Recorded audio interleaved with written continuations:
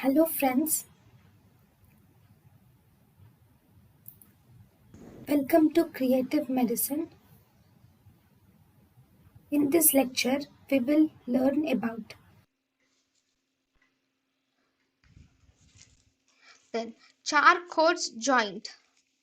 Right. Charcot's joint is a type of, it is a neuropathic joint disease.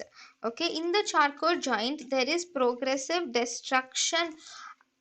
It is a progressive destructive arthritis associated with loss of pain sensation. There is also loss of proprioception is seen, or there is loss of both pain and proprioception is seen in Charcot joint.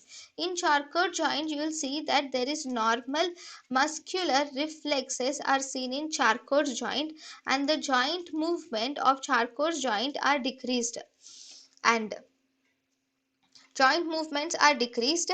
And here, whenever there is normal muscular movements are seen and there is joint movements is also decreased.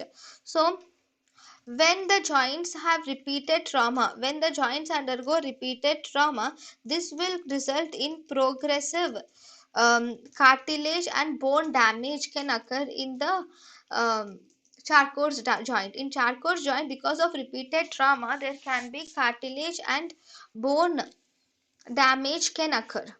Then what are the diseases which are associated? This is important. The diseases which are associated with Charcot's joint. The diseases associated with Charcot's joint are diabetes mellitus, mm, salis, then meningomyelocele, syringomyelia, amyloidosis, leprosy, and peroneal muscular dystrophy are the diseases which are atrophy.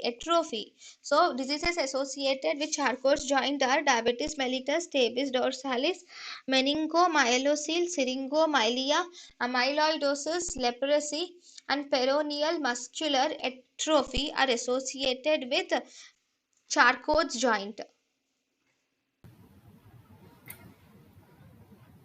thank you and thank you for watching.